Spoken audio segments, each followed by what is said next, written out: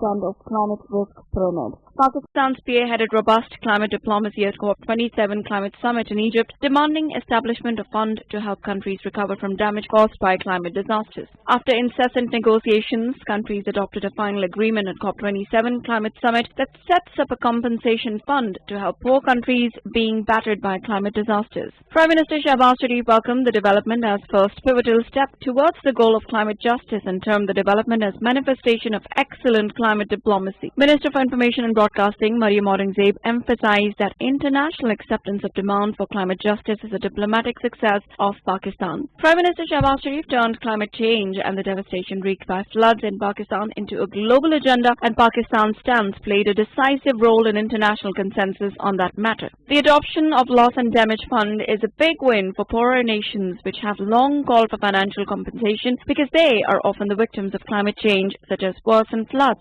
droughts, heat waves, famines and storms, despite having contribution little to no pollution that is heating up the planet. I will discuss more on the issue. We've been joined by Dr. Asif Javed, who's an environmental scientist. Dr. Saab, thank you very much to have joined us. Dr. Saab, when it comes to Pakistan's efforts, whether it be on highlighting the effects of climate change and of course highlighting Pakistan as an example, and climate justice also, the fact that it has been accepted globally being a diplomatic success for Pakistan. What's your take on that? Omer Saab, thank you very much. Indeed, I must congratulate the entire nation for this success. It was a real need of our time. Since, we have been continuously talking about the effects of climate change, we've been continuously saying that Pakistan has been consistently ranked among the top 10 vulnerable countries. So we should focus more on adaptation side. So this is a big way forward towards it's kind of a climate justice, I would rather say, in COP27. But still, there is a lot of things still needs to be done in terms of this fund has been established. Who will send the money, how this money will be channelized, and we should be very careful about the loss and damages that has been caused by the extreme calamities, especially due to the result of climate change. But Omer Khalid Butt, important thing is, we need to be very clear that this is basically for the effect of climate change, not for certain particular event. Rather for the all events that has been caused by the climate change, due to the ugly development of the West, for example, for instance. So, Dr. Saab, Dr. Saab, you've talked about many important. You say a lot of needs to be done as well. What, in your point of view, are the most important questions that emanate in people's minds, including yourselves, as far as climate compensation is concerned? Yes, the most important thing is we need to be very clear in calculating the loss and damages that has been caused by the climate change, so that we can get adequate amount of funds. And secondly, the Western countries, they also need to be very particular who will give the funds, which country will contribute, and how this money will be sent to the developing nation like Pakistan or Bangladesh or India, something like that. So this is the big way forward, at least some sign of a hope from the developed nations after long struggles in COP, initially in Kyoto Protocol, then in Paris Accord, and now in COP27, obviously. But that is not enough in terms, I'm saying that developed nations still need to mitigate the problem by reducing their own emissions. That is the long-term solution. That's very important. It's like if they are giving us for adaptation, that's fine, good. We may adapt. This is our own responsibility also. But at the same time, they should mitigate the problem for ourselves by reducing their own emissions so that the effects of climate change could be mitigated in the longer run also. That's the most important thing. Yes, Omer. Dr. Saab, also do you feel that measures such as the Loss and Damage Fund, measures such as highlighting climate justice, as Pakistan has been quite vehemently behind, is this going to bridge gaps between the emitter nations and the Global South? Do you feel there will be a much better understanding of what the Global South is going through? Yes, definitely. There is a clear understanding now. That's a very good sign, I believe. And obviously, it will, some sort of, as you mentioned, it will bridge the gap between the developed and developing nations, because you see there was some sort of politics initially on the climate change science also. US initially they was not a part of Kyoto Protocol, and later on they also back out from the Paris Accord, and Biden also entered the US into the Paris Accord. So you see there is some sort of politics. Now the clarity is between all technically advanced countries that we need to do some climate justice with the developing country. And this is the outcome of continuous efforts by the different, scientists, I would say, the government officers. And I must congratulate Pakistani nation for this big achievement. This is a very big achievement, I believe, personally. All right. Also, Dr. Saab, there has been another development, that is Pakistan being included in the Pathfinder countries, Pakistan and 6 other countries. There's a Global Shield Fund that also has been established. What is the difference between this Global Shield Fund and the Loss and Damage Fund? Global Shield Fund means what I don't have a very clear idea about that. But the thing is, Global Shield Fund, as the name indicates, it should be for the entire, South Asian countries or something like that to cover up the things. And loss and damage is basically the actual amount which the country can claim after any extreme climate change. This is what I believe. All right, Dr. Saab, also now that the Loss and Damage Fund has been put into place, now that climate justice is a word that the world understands better thanks to the efforts of the Pakistani contingent, including Shahid Rahman, who has been credited internationally for leading the bloc known as the Group of 77 plus China, keeping it united, ensuring that the Loss and Damage Fund would finally be agreed on before the conference disbanded until next year.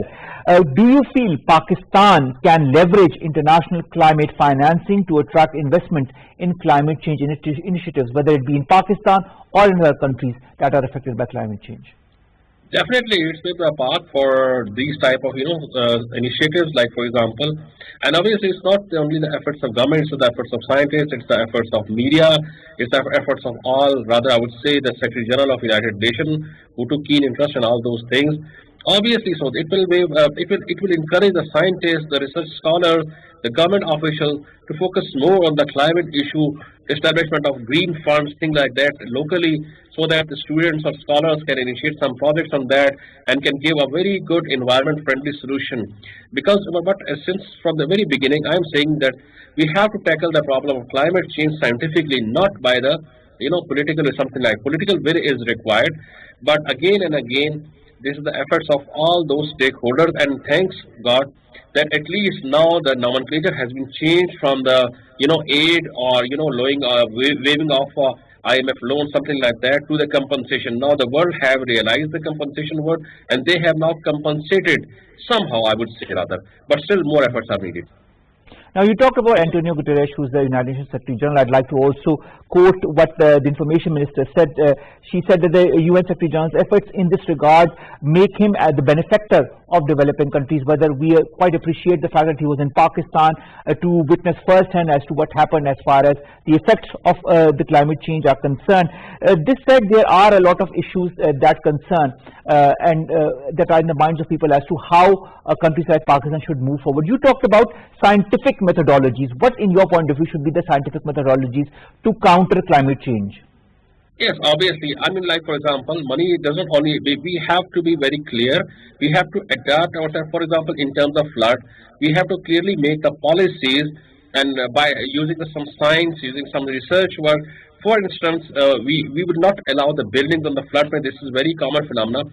But you see, Omer Khalid Butt, after the flood water, when flood water has gone now, but it has, there are chances of pollution on the floodplain. Many inorganic contaminants like arsenic, maybe the flood water bring out those type of contaminants which can ultimately go to the groundwater near to the floodplain, and people are forced to, maybe this is scientific speculation, maybe people are forced to drink that water because they don't have other option, and that water which was initially clean but that can be polluted, and things like inorganic contaminants like arsenic, for instance. So we need to tackle all these type of issue, long-term issue, health crisis, and then afterwards we may face drought, something like that. So all together we need proper solutions for that. We need to invest money in all sectors. This investment fund is for all these things, and the best way I would suggest the government to allocate funds for some scientific projects for the scientists in the country, so that they can carry out their research involving the PhD scholars and different organizations and corporate, and they can make some products and something like that. And obviously we will find a solution from these researches and the outcome of these researches. As I quoted in the United States, for instance, how they make the policies. They study a research paper, and the leading and their research papers are basically published in their leading news journals like New York Times or Financial Times in their editorials. And based on those editorials, they formulate the policies for their mitigation or something like that. So we also need to move away. We need to move towards this thing. We need to invest more on research using that fund, and outcome of that research will be used to making the policies and to demanding more fund or something like that. So this is my basically. All right. Dr. Asif Javed, speaking of outcomes, the outcome of COP27 has been quite positive as far as the funds that have been put into place, the realization of climate compensation, climate justice that has been now on the forefront and realized by the West. Whether it translates into action in the coming weeks and years is something that we will see, of course. Nevertheless, do you feel this united front by the Global South to make the Global North understand of the different issues that concern climate change, could that be used as a model to also highlight the other issues that the Global South is facing? Obviously, that's a forum that could be there with environmental issues. Environment is a very broad term. It includes everything, right? Starting from the social to the technical. For instance, I said if you ask somebody who is living in Murray Hills, for instance, and if you ask him, don't cut the trees, for instance, and he will say that my livelihood is dependent on the cutting of trees. So he needs some alternate earning opportunities so that eventually he will not cut the trees, which will ultimately benefit the climate in a local and in a larger context, and also reduce the floods and all those conditions. So, this is a very broad term. It can, obviously, it can target, the most vulnerable target of the climate change is the poorest of the poor. So definitely all the poverty and all these issues will become, and they will be highlighted if we start using that fund, obviously, and international community will visit them again and again, and many issues will be definitely highlighted in that context, I would understand. Dr. Asif Javed, also I'd like to understand, you remember the 2009 pledge that was made by the West to spend $100 billion a year in other climate aid designed to help poor nations. You talked about the poorest of the poor. This is one initiative that had been taken way back in 2009, still has not been implemented. Do you feel, as a result of COP27, as a result of efforts made by the Global South, this fund will be operationalized sooner? And do you feel that the Global North is really serious in order to fulfill its responsibility, whether it be for the different funds that have been initiated in COP27 or this 2009 fund? Well, I believe this time, I see some sign of hope and seriousness on the both sides. But responsibility lies not only in the developed nation, also on us, because we need to be very clear, and we need to, highlight those issues which are practical issue, and, resource mobilization and resource spending is the most important thing, where we are going to spend and all those things. We need to be very clear about that. Before that, we don't need to show slacknesses or something like that. So seriousness required from the both sides, from developed nations and from the developing nations also, like Pakistan. And you quote the examples of 2019 flood. Obviously, there are many issues before that. If we were unable to manage that front appropriately, obviously that will also be halted somehow, because this also depends on us as a Pakistani nation, as a Pakistani government. All right, Dr. Saab, also, climate diplomacy is a word that we are starting to hear more and more, and especially due to the efforts made by Pakistan on different fronts to highlight climate change and the effects, Pakistan being a prime example of the floods that have happened because of climate change, and Pakistan being a very minor carbon emitter of 0.8%. Do you feel climate diplomacy has helped Pakistan? Do you feel climate diplomacy has helped put Pakistan on the forefront as far as champions of climate change is concerned? Obviously, talking again and again, highlighting the issue again and again at different forums, and the media, in the scientific forum, at the government level, definitely would have a very positive impact. And that is the result of those discussions, those, takeaway, and those efforts, basically, I would rather say. Obviously, and climate justice is very important now. Climate diplomacy is very important, because we need to play a smart in that sort of thing for our nation, for our people. For the people whose land has been eroded by this flood as a result of climate change, whose land has been desertified as a result of a heat wave, something like a prolonged drought, something like that, who become the environmental, victims of the climate change. So we need to spend money. We need to have projects for them that could directly hit their, that could address their problems directly. Because, environment or climate change is not only a technical, it's also a social issue, as I mentioned. So we need to be more diplomatic in that. We need to show the world that this is our, this is our people who have suffered, and this is their previous condition. Now their livelihood has been improved by the, climate justice or something like that. So we need to have a good climate diplomacy in the world.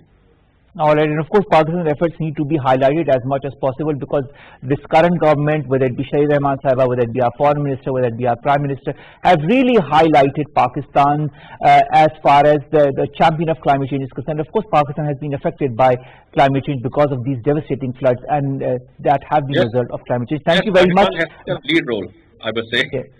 Yes, that is true. Pakistan has played a wonderful role, and it has not only highlighted its cause, it has also highlighted the cause of so many other countries that are or might go through similar situations in the future. Thank you very much, Dr. Asif Javed, environmental scientist, who have joined us, who have talked to us about Pakistan's climate efforts, climate diplomacy, climate resilience, climate justice, and of course the loss